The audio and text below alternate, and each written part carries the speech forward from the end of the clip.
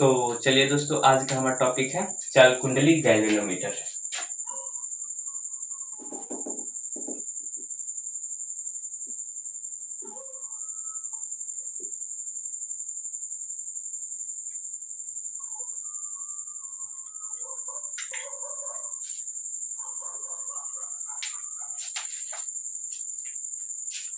चलिए, तो आज का हमारा टॉपिक है चाल कुंडली गैल्वेनोमीटर क्या चीज होता है। तो देखिए, कोई भी जब हम किसी भी परिभाषा को पढ़ते हैं तो हम उसे सही तरीके से नहीं पढ़ते हैं, जिसके कारण हमें यहाँ पे याद हो जाता है और जब हम एग्जाम हॉल में जाते हैं तो हमें वहाँ पे याद नहीं आता है। तो सबसे बड़ा रीजन होता है किसी भी टॉपिक को समझने का, सबसे बड़ा जो रीजन होता है वो ये है कि हमें एग्जाम में लिख के आना है। तो मतलब आप किसी भी चीज को रट करके याद कर लेते हैं और जब आप वहां पे जाते हैं तो क्या होता है ना कि जब आप एग्जाम हॉल में जाते हैं और पूरे कॉन्फिडेंस किसी भी प्रश्न पे नहीं है कि हमें ये 110% हम इसको बना पाएंगे, आधे अधूरे याद करके जाते हैं, तो वो चीज क्या होता है कि आप नहीं लिख पाते हैं, क्योंकि आप 100% फोकस उस क्वेश्चन पे करते ही नहीं है। 60% आपके माइंड में ये चलता है कि ये सवाल तो हमसे सॉल्व होगा ही नहीं, और 40% माइंड आपको उस सवाल को सॉल्व करने में लगता है, जिसके कारण ये होता है कि हम किसी भी सवाल को जब एग्जाम में जाते हैं तो लिख नहीं पाते हैं। तो चलिए, हम आज आपको इसके बारे में बताएंगे चाल कुंडली गैल्वेनोमीटर क्या है, या फिर हम किसी भी टॉपिक को आप फिजिक्स, केमिस्ट्री, बायोलॉजी में कोई ऐसा टॉपिक हो जिसको आप समझना चाहते हैं तो आप उस टॉपिक का नाम दे सकते हैं और उसके नीचे हमारे चैनल्स का नाम दे सकते हैं, राधेश्याम राय टॉक्स।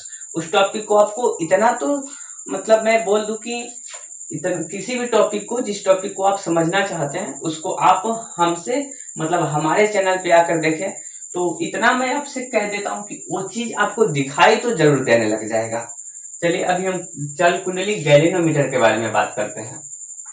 तो देखिए, चाल कुंडली गैल्वेनोमीटर क्या चीज होता है। देखिए, कुंडली यहाँ पे है, इससे हमें कुछ याद आ सकता है एग्जाम हॉल में। मतलब चाल कुंडली गैल्वेनोमीटर एक ऐसा सुग्राही यंत्र होता है जिसकी सहायता से कुंडली या लूप के धारा की मान ज्ञात किया जाता है। क्या होता है चाल कुंडली गैल्वेनोमीटर? चलिए, हम यहाँ पे लिख देते हैं, या एक प्रकार की सुग्राही यंत्र होता है,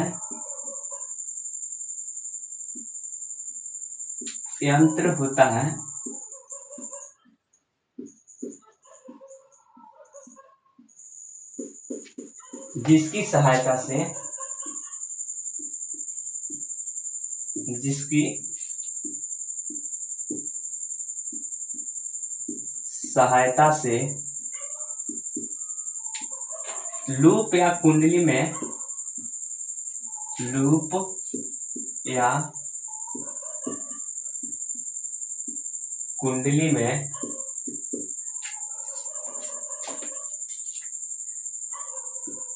प्रेरित धारा की माप किया जाता है।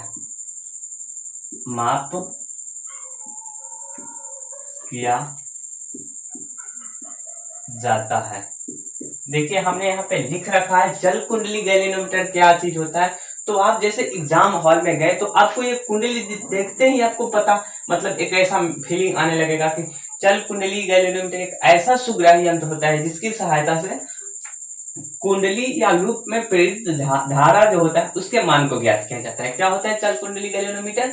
यह एक ऐसा सुग्राही यंत्र होता है जिसकी सहायता से लूप या कुंडली में बहने वाली धारा के मान को ज्ञात किया जाता है। आप किसी तरीके से इसे बोले, लेकिन आपको ये तो पता होना ही चाहिए कि गैल्वेनोमीटर से कुंडली में प्रेरित धारा के मान को ज्ञात किया जाता है। चलिए, अब हम बात करेंगे इसके बनावट पे। तो यहाँ पे हमने 7 टॉपिक लिख रखा है। अगर ये आपको एग्जाम में याद आ जाते हैं तब आप इसको आसानी से पूरे 100% सॉल्व कर पाएंगे, मतलब 100% वहां पे लिख कर आएंगे। क्योंकि आपको जब आप परिभाषा को लिखने जाते हैं, बनावट को लिखने जाते हैं, तो वहां पे आपको इमेज को देखना होता है, और वहां पे ना कि आप पूरे फोकस कर ही नहीं पाते हो किसी भी सवाल पे, इसलिए आप नहीं लिख पाते हो। इसलिए कुछ टॉपिक्स होता है, उस टॉपिक मतलब कुछ ऐसे लाइंस होते हैं जिसको देख याद आते ही आप उसके बारे में पूरा चीज बताना शुरू कर देते हैं। तो देखिए यहाँ पे 7 टॉपिक आपको देखने को मिल जाएगा। इसी 7 टॉपिक से इसके पूरे बनावट का निर्माण होता है। चलिए अब हम इसके बनावट की बात कर लेते हैं। पहले हम इसका इमेज भी आपको दे देंगे। ये वीडियो में हम एक इमेज लगा देंगे, 2-3 इमेज दे देंगे। जो आपको इमेज अच्छा लगे आप उसको सीख सकते हैं, बना सकते हैं। देखिए यहाँ पे हमने जो 7 टॉपिक लिख रखा, इसमें ये 2 टॉपिक आता है। इससे तो आपको परिभाषा का जैसे आप एग्जाम में गए, आपको परिभाषा याद नहीं आ रहा है, तो ये 2 टॉपिक आपको याद आएंगे तो आपको परिभाषा याद आ जाएगा। ये कुंडली की धारा मतलब गैलेनोमीटर से कुंडली की धारा जो होती है उसमें जो मतलब धारा प्रेरित होती है उसके मान को ज्ञात किया जाता है, या फिर लूप में जो धारा बह रही है उसकी धारा की माप किया जाता है। और ये आयताकार फ्रेम, इससे आपको ये पता लगाना है, इससे आपको ये पता चलेगा कि चल कुंडली गैलेनोमीटर में एक क्या होता है, एक आयताकार फ्रेम होता है। ये फ्रेम, इस पे तांबे की अनेक फेरे मतलब तांबे की जो तार होती है उसके अनेक फेरे लपेटे होती है। यहाँ पे लिखे हुए हैं तांबे की तार, मतलब इस पे तांबे की तार की अनेक फेरे को लपेटा गया होता है।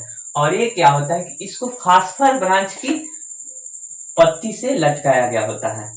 और इसके ऊपर क्या होता है, इसके ऊपर होता है मारो टोपी जो, और इसमें क्या होता है, इसमें 2 संयोजक पेंच होता है। फिर से हम बताएंगे आपको। देखिए यहाँ पे जो कुंडली है और लूप है, इससे आपको ये याद लाना है कि कुंडली की धारा की माप ज्ञात किया जाता है, मतलब कुंडली में जो भी धारा प्रेरित हो रहा है उसको ज्ञात किया जाता है, या फिर लूप की धारा को ज्ञात किया जाता है। आप दोनों को लिख सकते हैं और भी आपका परिभाषा टॉल मतलब लंबा हो जाएगा। और आयताकार फ्रेम से आपको याद रखना है कि इसमें एक आयताकार फ्रेम होता है। और तांबे की तार से आपको याद रखना है कि इसके ऊपर तांबे की तार की अनेक फेरे को लपेटा गया होता है। और फास्फर ब्रांच से आपको याद रखना है कि इसमें फास्फर ब्रांच की एक पत्ती होती है जिससे ये लटका होता है। और सबसे ऊपर जो फास्फर ब्रांच की पत्ती के ऊपर क्या होता है, मरोड़ टोपी होता है।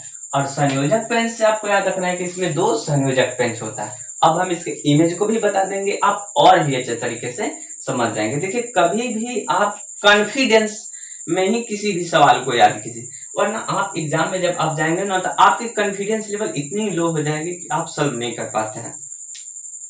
चलिए तो हम यहाँ पे इमेज बना देते हैं इसके, और 2-3 इमेज भी आपको हम दे देंगे, वीडियो में दे देंगे।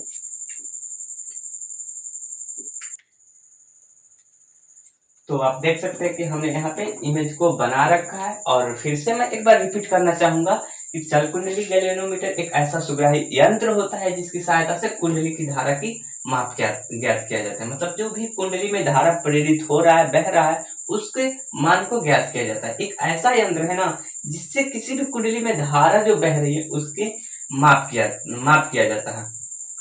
और ये आयताकार फ्रेम क्या होता है, तो इसमें एक आयताकार फ्रेम होता है जिसमें तांबे की तार की अनेक फेरे लपेटी गई होती है।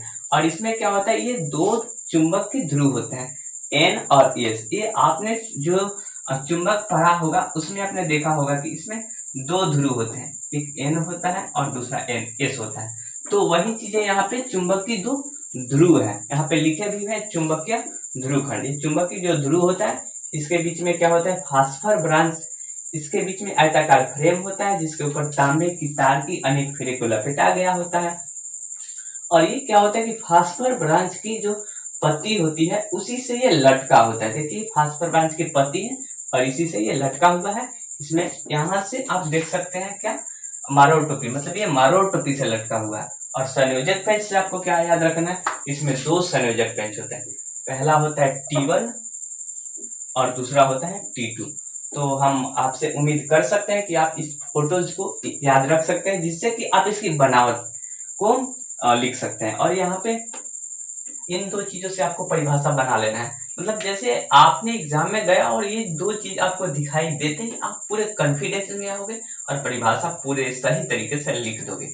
बहुत ही अच्छे तरीके से हमारे हिसाब से आप परिभाषा लिख सकते हैं अगर ये 2 टॉपिक आपको एग्जाम में याद आ जाते हैं तो। चलिए अब हम बात कर लेते हैं चल कुंडली गैलेनोमीटर के सिद्धांत के बारे में। यह है इसका सिद्धांत। देखिए पहले हमने बताया था और फिर से मैं एक बार रिपीट आपको कर देना चाहता हूँ। गैलेनोमीटर एक प्रकार का ऐसा सुग्राही यंत्र होता है जिसकी सहायता से क्या ज्ञात किया जाता है, कुंडली में प्रेरित धारा की मान ज्ञात किया जाता है। मतलब कुंडली में कितनी प्रेरित धारा है उसके मान को ज्ञात किया जाता है। और इसकी बनावट भी मैंने पहले बताया है और फिर से मैं एक बार रिपीट कर देता हूँ। इसमें क्या होता है, इसके बनावट में इसमें एक आयताकार धातु का फ्रेम होता है जिसपे तांबे की तार की अनेक फेरे को लपेटा गया होता है और उसके दोनों तरफ एक क्या होता है, चुंबकीय ध्रुव खंड होता है। उसी के बीच में क्या होता है, वो फ्रेम होता है जो कि मारोड़ टोपी से लटका होता है और इसमें दो पेंच होता है। मतलब बहुत सिंपल सी बात होता है कि एक आयताकार फ्रेम होता है, इस पे तांबे की तार की अनेक फेरे लपेटा गया होता है। इसके साइड में दो ध्रुवखंड होता है, एन होता है, एस होता है और क्या होता है, इसमें दो संयोजक पेंच होता है, मारोड़ टोपी से लटका होता है जो कि मारोड़ टोपी के नीचे फास्फर ब्रांच की पत्ती होती है। ये है इसकी बनावट।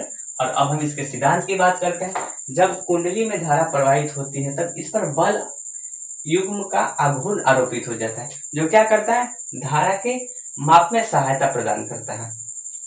वेक्टर C बराबर आई बी एन साइन थीटा, इसको समीकरण फर्स्ट मानना है। जब बल आघूर्ण आरोपित होता है तो कुंडली में क्या होता है, ऐंठन आ जाती है।